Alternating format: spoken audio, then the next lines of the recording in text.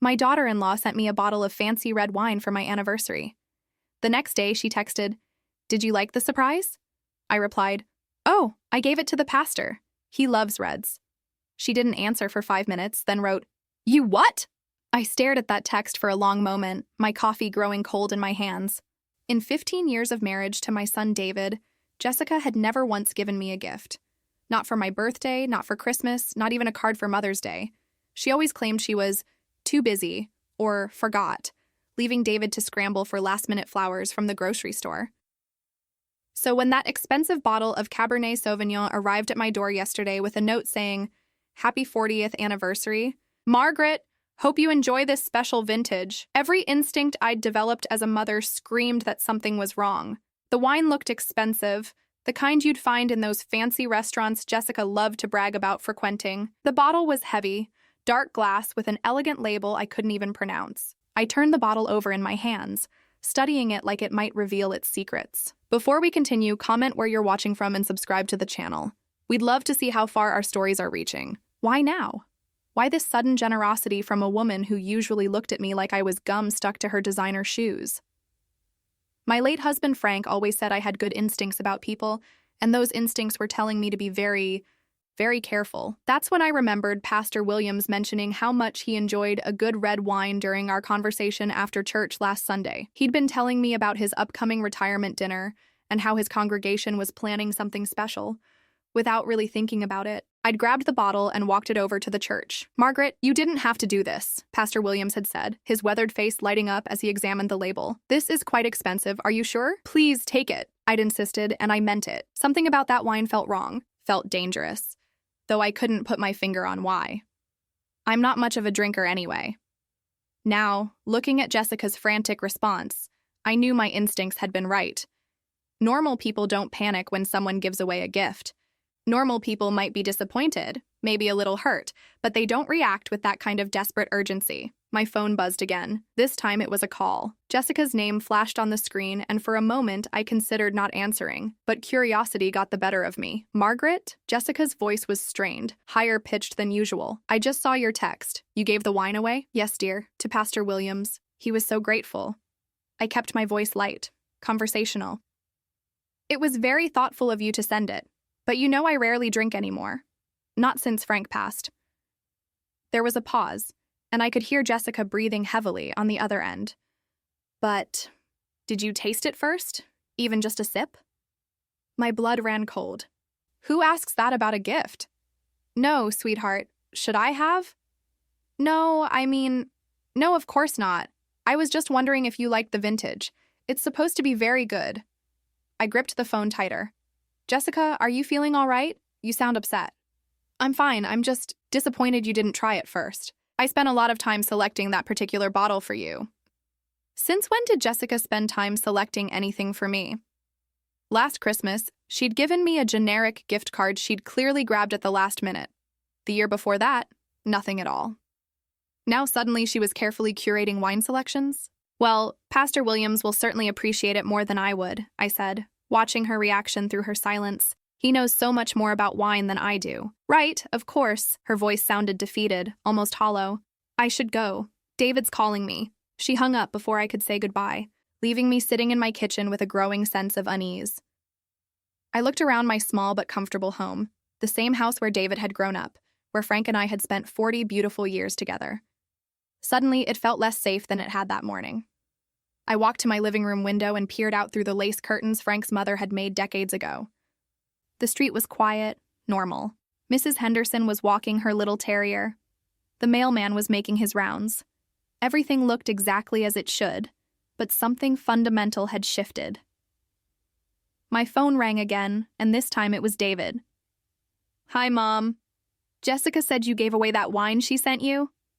Even my own son sounded strange, like he was reading from a script. "Yes, to Pastor Williams. Why, is there a problem?" "No, no problem. She put a lot of thought into that gift. She's a little hurt you didn't at least try it." I sat down heavily in Frank's old recliner, the one I'd been meaning to replace but couldn't bring myself to. "David, in 15 years, Jessica has never given me a gift. not once. Don't you find it odd that she'd suddenly start with an expensive bottle of wine? Mom, that's not fair. Jessica's always been thoughtful. Always been thoughtful? Was this the same Jessica who forgot to invite me to David's promotion dinner? The same woman who scheduled their family vacations during the weeks I usually visited?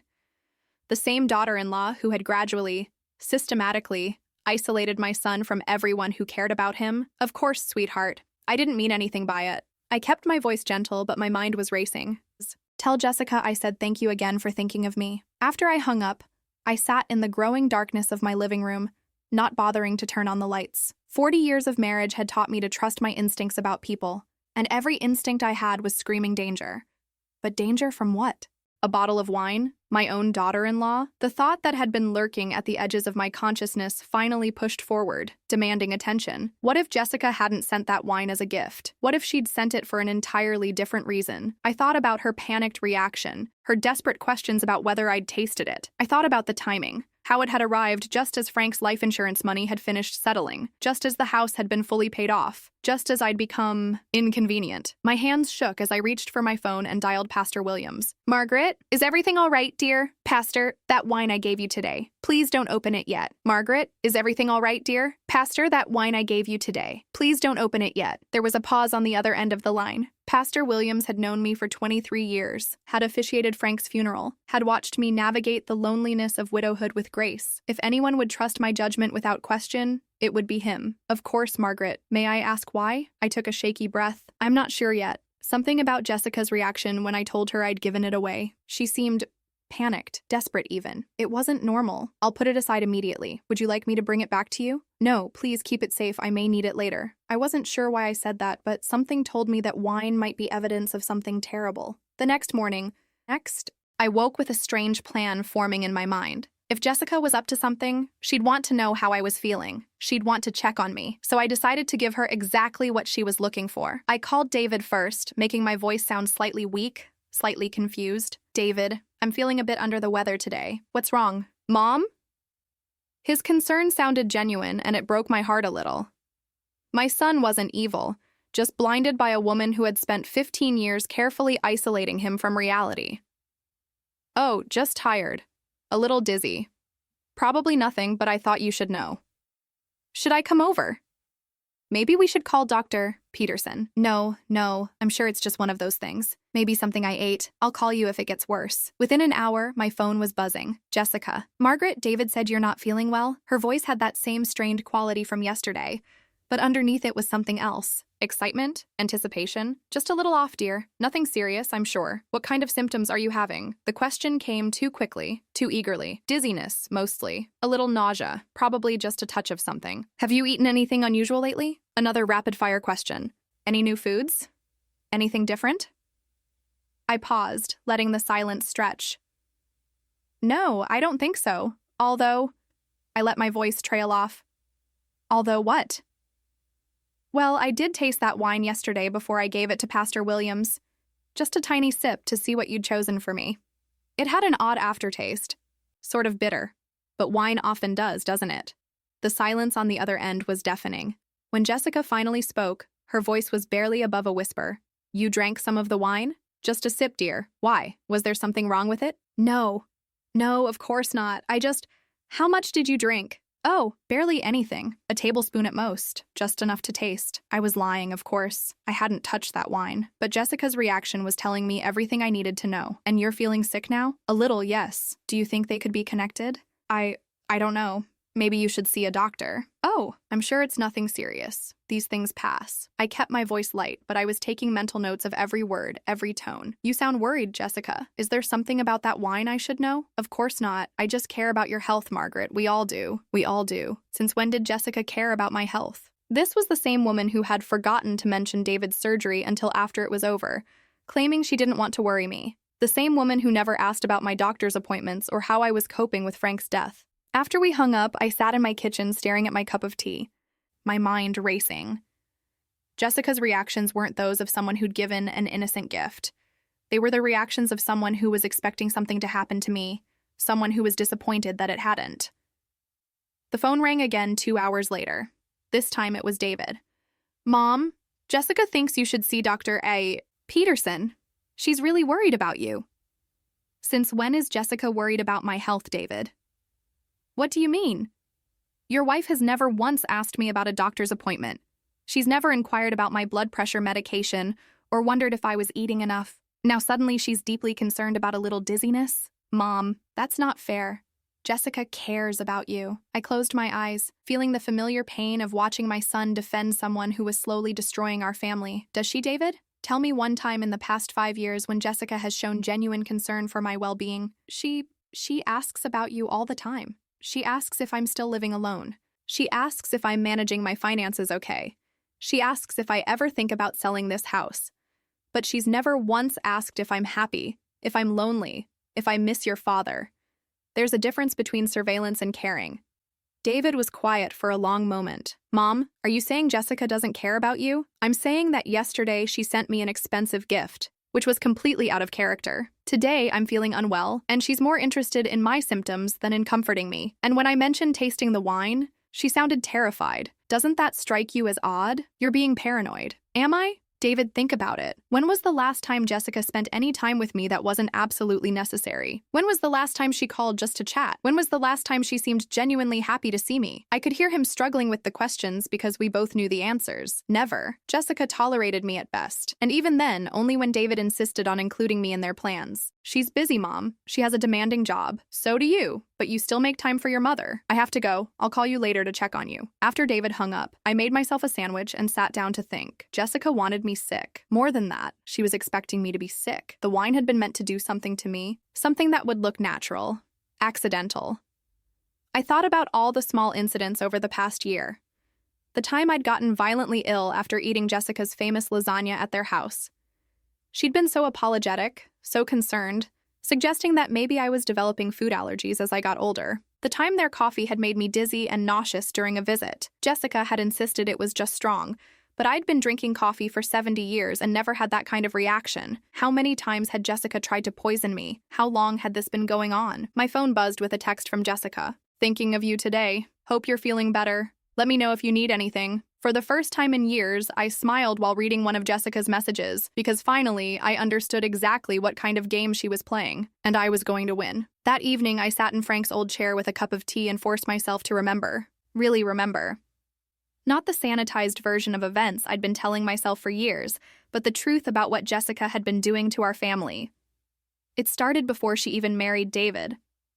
I remember the first time he brought her home for dinner. I'd spent all day making his favorite pot roast, the same recipe my mother had taught me. Jessica had taken one bite, smiled sweetly, and said, "This is so interesting, Mrs. Holloway. David told me you were an amazing cook, but this is different from what I expected." At the time, I'd laughed it off. Young people had different tastes, but I noticed David barely touched his plate that night, something that had never happened before. And afterward, Jessica had whispered something to him in the kitchen that made him nod seriously. From that day forward, David stopped asking for my pot roast. It was such a small thing, I'd barely registered it as significant. But that was Jessica's genius. Wasn't it? She never attacked directly. She chipped away piece by piece, until suddenly you found yourself isolated without understanding how it had happened. I remembered the Christmas when David and I had our tradition of making Frank's famous eggnog together. We'd done it every year since he was 12, using his grandfather's recipe. But that year, Jessica had developed a sudden concern about raw eggs and food safety. She'd pulled up articles on her phone about salmonella risks, especially for older people. "I just worry about David's immune system," she'd said, touching his arm with that gentle, caring gesture she'd perfected. "And your mother's too, of course.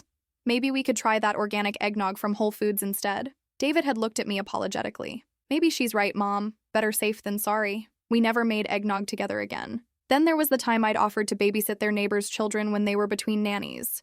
I'd raised David, helped raise 3 of my neighbors' kids, and had years of experience with children. But Jessica had gently suggested that maybe I was getting to an age where handling active children might be too much for me. "I just don't want you to get hurt," she'd said with that concerned smile. "Kids can be so unpredictable. And if something happened to you while you were watching them..." David had nodded along, agreeing that it was probably better if I didn't take on that kind of responsibility. Each incident had seemed reasonable at the time. Jessica always had a logical explanation, always framed her objections in terms of caring about our health and safety. But looking back now, I could see the pattern. Every suggestion she made served to diminish my role in David's life, to make me seem older, more fragile, more dispensable. The phone rang, interrupting my dark thoughts. It was my neighbor, Helen. "Margaret, I hope you don't mind me calling so late. I just wanted to check on you. I saw Jessica's car in your driveway earlier and thought maybe something was wrong." I frowned. "Jessica was here? When?" "Around 2 o'clock. She was walking around your house, looking in windows. I almost came over, but she got back in her car and left.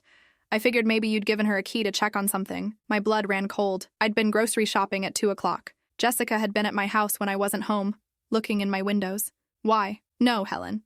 I didn't give her a key, and I have no idea why she'd be here." "Oh dear, that's strange. Should I call the police?" "No, not yet, but, Helen, would you mind keeping an eye on things for the next few days? If you see Jessica or anyone else around my house when I'm not home, please call me immediately." "Of course, dear. Is everything all right?" I hesitated. Helen had been my neighbor for 15 years, had brought me casseroles after Frank's funeral, had checked on me during the ice storm last winter. If anyone would believe me, it would be Helen. "I think Jessica might be planning something bad." "What do you mean?" "I can't prove it yet, but I think she's been trying to make me sick. Maybe trying to kill me." There was a sharp intake of breath on the other end. "Margaret, that's a serious accusation." "I know how it sounds, but Helen, you've watched her with me over the years. Have you ever seen her show genuine affection toward me? Have you ever seen her act like she actually cares about my well-being?" Helen was quiet for a long moment. "Now that you mention it, she does seem rather cold toward you. Even at Frank's funeral, she seemed more concerned with how David was handling things than with comforting you. She's been systematically isolating me from David for years, taking away our traditions, our shared activities, convincing him I'm too old, too fragile to be trusted with anything important. And now she's escalating. What can I do to help? Just watch. And Helen, if anything happens to me, if I get suddenly sick or have an accident, please tell the police about this conversation." After I hung up, I walked through my house, checking all the windows and doors. Everything looked normal, but knowing Jessica had been here, uninvited, made my skin crawl. What had she been looking for? Evidence that I was home? Ways to get inside? I thought about the wine again, sitting safely in Pastor Williams' office. If I hadn't trusted my instincts, if I'd drunk that wine yesterday, what would have happened? Would I have gotten violently ill? Would I have died? Would it have looked like a heart attack, a stroke, natural causes for a 70-year-old widow? And David would have mourned me, never knowing his wife had murdered his mother. The thought made me physically sick. I ran to the bathroom and barely made it to the toilet before vomiting up my dinner. When I was done, I sat on the cool tile floor and cried for the first time since Frank's funeral. Not for myself, but for my son. For the sweet, trusting boy I'd raised who had fallen in love with a predator. For the man who would someday discover that the woman he'd pledged his life to was a killer. For the future grandchildren I might never meet because their mother saw me as an obstacle to be eliminated. My phone buzzed with another text from Jessica. "Still thinking about you. How are you feeling tonight? Any worse?" I stared at the message, and my tears stopped. She was checking on her handiwork, making sure her poison was taking effect. The caring tone was an act, a performance for David's benefit in case he ever read these messages. I typed back, "Much worse. Can barely keep food down. Going to try to sleep it off." Her response came immediately. "Oh no. Should David come stay with you tonight?" We're both so worried. I almost laughed. David was probably watching television, completely unaware his wife was texting me. Jessica was conducting this entire sick charade on her own. "No need to worry, David. I'll call if it gets bad enough for the hospital." "Are you sure? We could be there in 20 minutes. She wanted to come over. She wanted to see me suffering, wanted to watch the effects of whatever she'd put in that wine." The thought made my stomach turn again. "I'm sure. Just need rest." "Okay, but promise you'll call if you need anything. Anything at all." I set my phone down and walked to my bedroom window. The street was dark except for the occasional streetlight, but I had the strangest feeling I was being watched. I stepped back from the window, my heart pounding. Tomorrow, I was going to start fighting back. The next morning, I called David and told him I was feeling much better. I made my voice sound weak but improving, like someone recovering from a mild bout of food poisoning. "That's good to hear, Mom. Jessica was really worried about you last night." "She's very sweet to be so concerned," I said, tasting the lie on my tongue. "You know what? I think I'd like to have you both over for dinner this weekend, as a thank you for caring about me." There was a pause. "Are you sure you're up for cooking?" "Oh, nothing elaborate, maybe just order pizza. I'd just like to spend some time with my family." I let a slight tremor creep into my voice. Yesterday scared me a little, made me realize how precious our time together is. "Of course, Mom. I'll check with Jessica and call you back." Within an hour, he'd confirmed, Saturday evening. Jessica had agreed, probably thinking it would be the perfect opportunity to finish what she'd started. That afternoon, I drove to the library. I'd never been comfortable with computers, but the librarian, a kind young woman named Sarah, helped me navigate the internet. I started researching poisons that could be slipped into wine, substances that might cause the symptoms Jessica had been so interested in hearing about. What I found made my hands shake. There were dozens of readily available household chemicals that could be mixed into alcohol to cause anything from severe illness to death.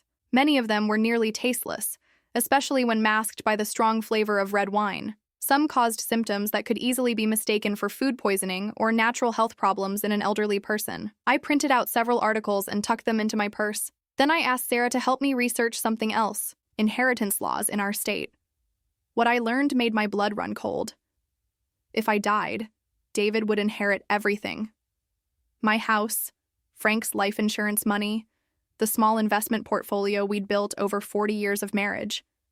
And as David's wife, Jessica would have access to all of it.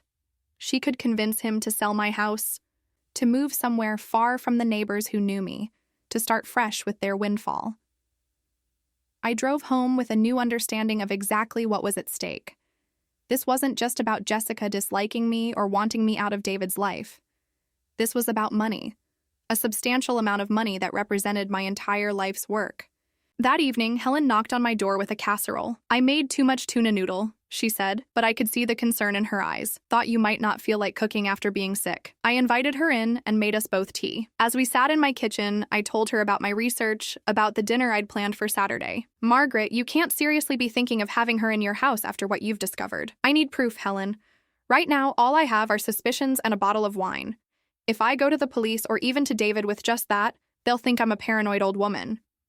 What if she tries something again?" "She won't. Not with David there. She's too smart for that. But I'm hoping she'll reveal something.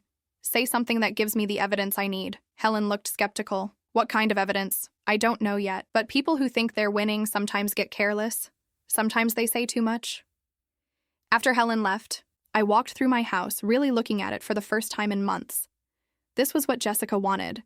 The 4-bedroom colonial where David had grown up, where Frank and I had hosted countless family gatherings, where every room held 40 years of memories. The house was worth nearly $400,000 now, sitting on prime real estate in a neighborhood that had become increasingly desirable. I thought about Jessica's apartment before she married David. A cramped 1-bedroom in a complex across town where the rent was always going up, and the parking was terrible. She'd complained about it constantly, dropping hints about how nice it would be to have a real home, a place where you could plant flowers and paint the walls any color you wanted. At the time, I'd thought she was just dreaming about their future together. Now I realized she'd been planning. Friday afternoon, David called to confirm dinner plans. "Mom, Jessica wanted me to ask if you need us to bring anything. She could pick up some wine if you'd like." My grip tightened on the phone. Of course she wanted to bring wine. That's sweet of her, but I still have some left from the bottle she gave me. I thought we could finish that together. "I thought you gave that to Pastor Williams." I'd been ready for this question. I did, but he insisted on bringing it back when I told him it was a gift from Jessica. He said it was too generous for him to keep, and that I should share it with my family instead. That was nice of him.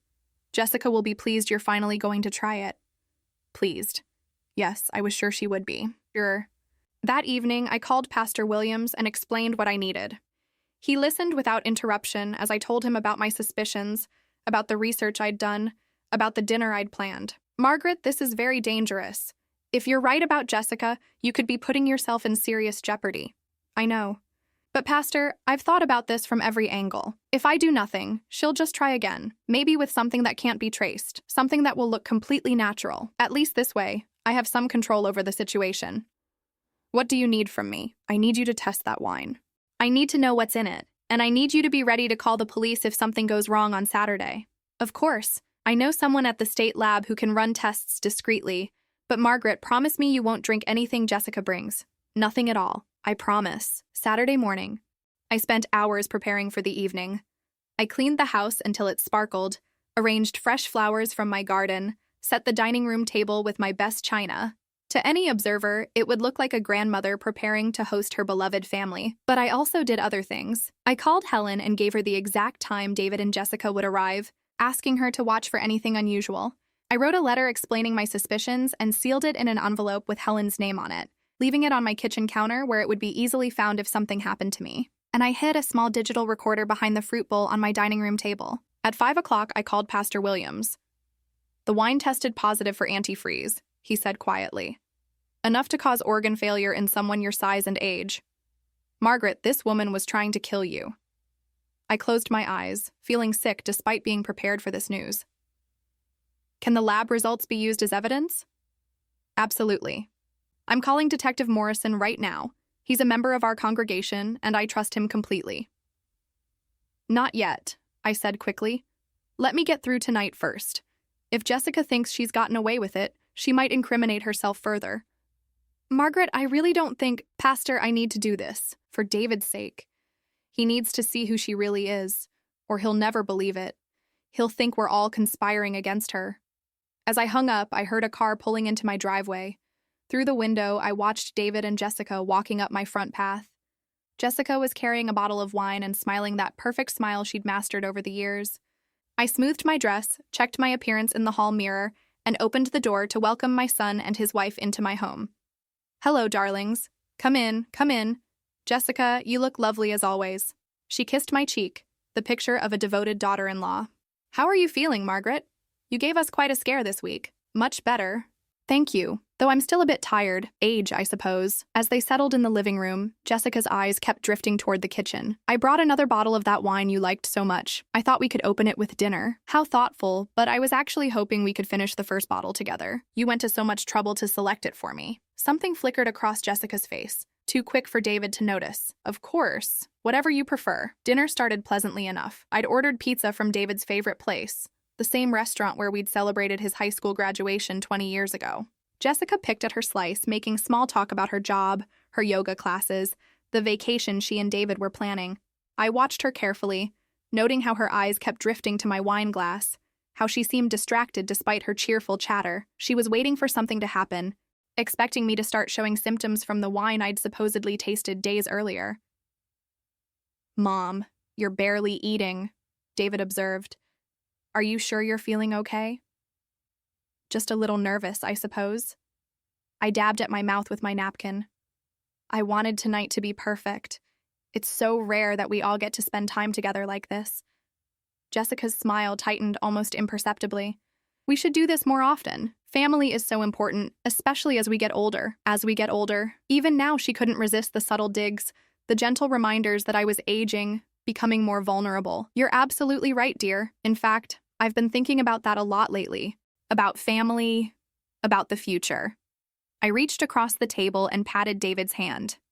"Your father and I always hoped you'd be happy, that you'd find someone who would love you as much as we do." David squeezed my hand. "I did, Mom. I'm very lucky." "Yes," I said, looking directly at Jessica. "Love is such a precious thing. Real love, anyway. The kind that puts the other person's well-being above everything else." Jessica's fork paused halfway to her mouth. "Of course. That's what marriage is all about, is it? I suppose I'm old-fashioned, but I always believed that when you truly love someone, you'd never do anything to hurt them, or hurt the people they care about." "Mom, where is this coming from?" David looked confused. "Oh, just an old woman's musings. Jessica, dear, would you mind helping me clear these plates? David, why don't you get comfortable in the living room? We'll be right back with dessert." In the kitchen, Jessica's mask slipped for just a moment. Her movements were sharp, aggressive as she scraped plates into the garbage. "Margaret, is there something you want to say to me?"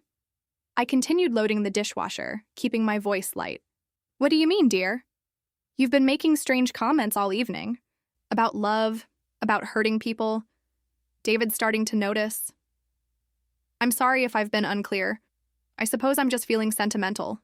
Near-death experiences will do that to you." Jessica froze.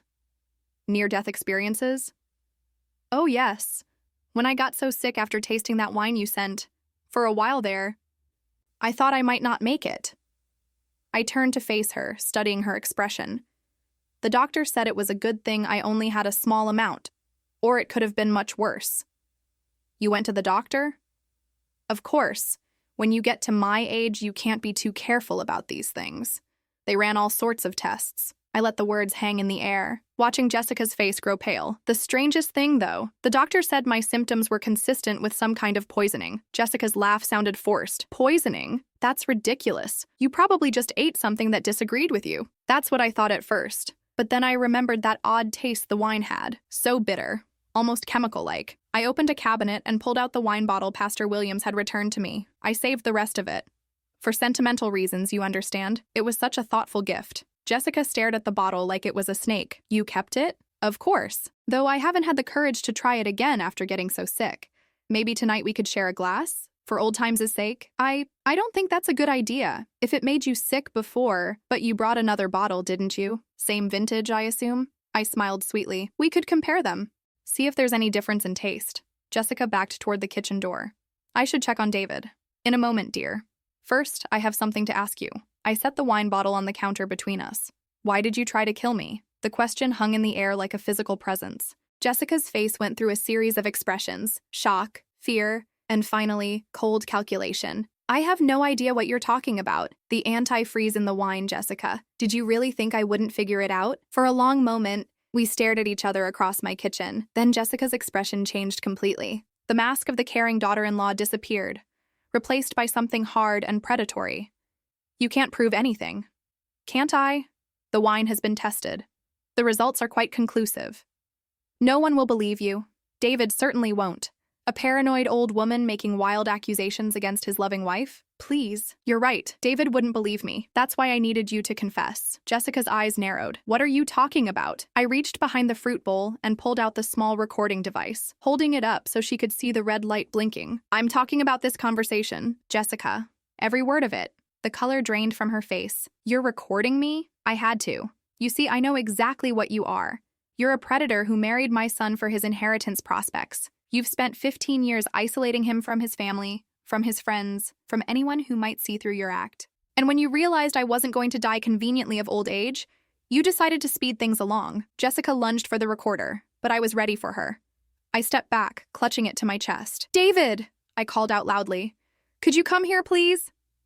Don't you dare, Jessica hissed.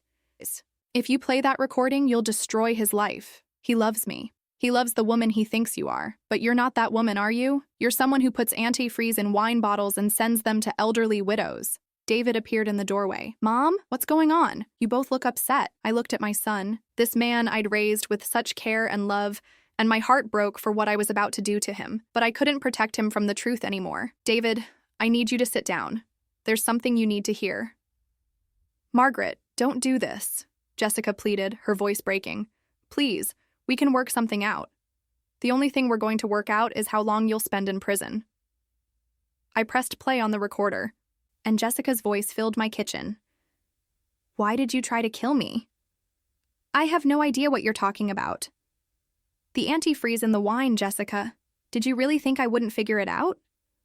David's face went white. He looked back and forth between us, his expression one of complete bewilderment. This is a joke, right? Some kind of misunderstanding? I stopped the recording and looked at my son with infinite sadness. I'm sorry, David. I'm so very sorry. Jessica made one last desperate attempt to salvage the situation. She threw herself at David, tears streaming down her face. She's lying. She's setting me up. David, you know me. You know I would never hurt anyone. She's just a bitter old woman who can't stand that you chose me over her. But David stepped back from her embrace, his eyes fixed on my face. Mom, are you telling me that Jessica tried to poison you? Yes, son, I am. The silence that followed was broken by the sound of sirens in the distance, growing louder as they approached my house. Jessica's head snapped up. You called the police? Pastor Williams did. After the wine tested positive for antifreeze, I set the recorder down on the counter, suddenly feeling very tired. It's over, Jessica. Through my kitchen window, I could see red and blue lights reflecting off the houses across the street. In a few minutes, the police would be at my door, and Jessica would be arrested for attempted murder. David sank into one of my kitchen chairs, his head in his hands. 15 years, he whispered. 15 years of my life. I wanted to comfort him, but I knew he needed time to process what he'd learned. Instead, I walked to the front door and waited for the police to arrive. Behind me, I could hear Jessica crying, making phone calls, probably to a lawyer, but it didn't matter now. The truth was out, and she would finally face the consequences of what she'd tried to do. As Detective Morrison walked up my front steps, I felt something I hadn't experienced in years: complete and total peace. 6 months later, I sat in my garden on a warm spring morning, watching the roses Frank had planted bloom for the first time since his death. The house felt different now. Lighter somehow, as if a heavy shadow had been lifted from every room. Jessica was serving a 7-year sentence for attempted murder. The trial had been swift once the prosecution presented the evidence. The poisoned wine, the recording of her confession, her internet search history showing research into untraceable poisons, and testimony from neighbors who had witnessed her suspicious behavior around my house. During the trial, more truth had emerged. The district attorney had discovered that Jessica had taken out a life insurance policy on David without his knowledge, and had been slowly poisoning me for months with small amounts of antifreeze and food she'd prepared during family visits. The lasagna that had made me so sick, the coffee that had caused dizziness, it had all been part of her plan to weaken me gradually, making my eventual death seem natural. David had been devastated by the revelations. The woman he'd loved for 15 years had been systematically trying to murder his mother while playing the role of devoted wife. In court, he'd learned about the fake emergencies Jessica had created to keep him away from family gatherings, the lies she'd told him about my supposed complaints about their marriage, the way she'd manipulated every situation to isolate him from the people who truly cared about him. The divorce had been finalized last month. Now, David was slowly rebuilding his life, and more importantly, rebuilding our relationship. He came by every Sunday for dinner, and we were rediscovering the easy companionship we'd lost somewhere along the way. Last week, he'd asked if I still remembered how to make Frank's eggnog recipe. "We never did get to make it together this past Christmas," he'd said quietly. "Maybe this year?" I'd cried then, not from sadness, but from relief. My son was coming home to himself and to me. The front gate clicked, and I looked up to see Pastor Williams walking up the path with a bottle of wine in his hands. "Good morning, Margaret. I hope you don't mind the early visit." "Not at all. Pastor, please, sit down. Would you like some coffee?" He settled into the chair Frank used to occupy for our morning conversations in the garden. "Actually, I brought something I thought you might enjoy." He held up the bottle with a sheepish smile. "It's a nice Pinot Noir from a local vineyard. Completely safe. I promise." I laughed, a sound that came easier these days. "I think I'm ready to trust wine again, especially from you." As Pastor Williams opened the bottle, I reflected on how much had changed. For years, I'd felt like I was shrinking, becoming smaller and less significant in my own son's life. Jessica had made me doubt my worth, my judgment, even my sanity at times. But facing her down in my kitchen that night had reminded me of something I'd forgotten. I was stronger than I'd given myself credit for. "You know," Pastor Williams said, pouring the wine into the glasses I'd brought from the kitchen, "I've been thinking about what you went through, how you handled it all. Most people would have been too frightened to confront her directly. I was frightened," I admitted.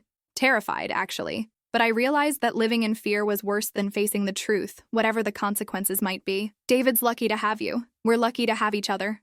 It just took us a while to remember that. My phone buzzed with a text message. It was from Helen, my neighbor, and now one of my closest friends. She'd become something of a neighborhood hero after her testimony helped convict Jessica, and she'd taken on the role of my unofficial bodyguard with enthusiasm. "Margaret, I'm making pot roast today. Want to come over for dinner? Bob's grilling corn on the cob." I smiled and typed back, "I'd love to. Can I bring dessert?" "Always. See you at 6. This was another change in my life. Before Jessica's arrest, I'd been somewhat isolated, rarely socializing beyond church and occasional visits with David. Now I found myself surrounded by a community of people who genuinely cared about my well-being. Helen and Bob had me over at least twice a week. Other neighbors stopped by to check on me, to share garden vegetables, to invite me to book clubs and card games. It was as if Jessica's removal from my life had created space for real relationships to flourish. "More wine?" Pastor Williams asked, noticing my empty glass. "Please, I never thanked you properly for everything you did. If you hadn't trusted my instincts, if you hadn't had that wine tested, you saved your own life, Margaret. I just helped with the technical details."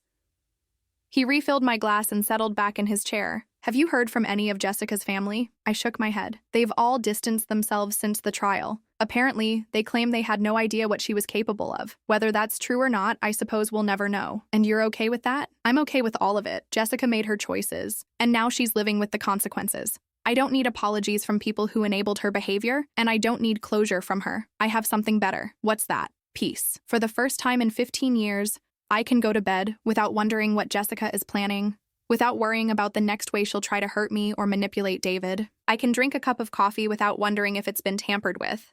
I can accept dinner invitations without fear. A car pulled into my driveway, and I smiled as I recognized David's blue sedan. He got out carrying a bouquet of daffodils and a grocery bag. Mom, I hope you don't mind me stopping by. I picked up the ingredients for that soup you used to make when I was sick. Chicken and rice soup? With extra carrots? That's the one. I thought maybe you could teach me to make it properly this time. Jessica always said. He stopped, looking embarrassed. What did she say, sweetheart? She said it was too much salt for my blood pressure. But I looked it up, and the recipe you use is actually very low sodium. Another lie. Another manipulation exposed. I stood and hugged my son, breathing in the familiar scent of his aftershave, the same brand he'd worn since college. I'd love to teach you. Pastor Williams, would you like to stay for a cooking lesson? I wouldn't want to intrude on family time. Nonsense. You're part of the family now. Anyone who saves an old woman's life gets a permanent invitation to Sunday dinners. As we walked toward the house, David fell into step beside me. Mom, I've been thinking about what you said at the trial. About how Jessica made you feel invisible, like you didn't matter. David, you don't need to. Yes, I do. I let her do that to you. I was so caught up in being the perfect husband that I forgot to be a good son. I'm sorry. I stopped walking and took his face in my hands, the way I used to when he was small and needed comfort. You were under the influence of a very skilled manipulator. She fooled everyone, including the police, her co-workers, even her own family. You have nothing to apologize for. But I should have seen what? That the woman you loved was a sociopath? David, even trained professionals have trouble identifying people like Jessica. She was very, very good at what she did. We stood there in my garden, surrounded by the flowers Frank had planted and I had tended, and I felt something shift between us. The guilt and pain that had been hanging over our relationship since the trial began to dissolve, replaced by something stronger: understanding, forgiveness, and love. Inside my kitchen, the three of us worked together to prepare the soup. David chopped vegetables while Pastor Williams told stories about his own mother's cooking disasters. I guided them through the recipe, the same one my mother had taught me 60 years ago. As the soup simmered on the stove, filling the house with the warm, comforting smell of home, I looked around at these two men who had become so important to my life. Pastor Williams, who had believed me when believing required faith. David, who was learning to trust his own judgment again after years of having it systematically undermined. You know what? I said, raising my wine glass. I think we should make a toast. To what? David asked. To second chances, to new beginnings, to the truth setting us free. We clinked glasses, and I felt something I hadn't experienced in years. Complete contentment. Not just happiness, not just relief, but a deep, abiding sense that everything was exactly as it should be. Later that evening, after Pastor Williams had gone home and David had left with a container of soup and plans to call me tomorrow, I sat in Frank's chair with a cup of tea and thought about how much my life had changed. Jessica had tried to erase me, to make me disappear so she could claim everything I'd built with Frank. Instead, she had given me something unexpected: the strength to fight for myself, the courage to demand better, and the wisdom to recognize true friendship when it appeared.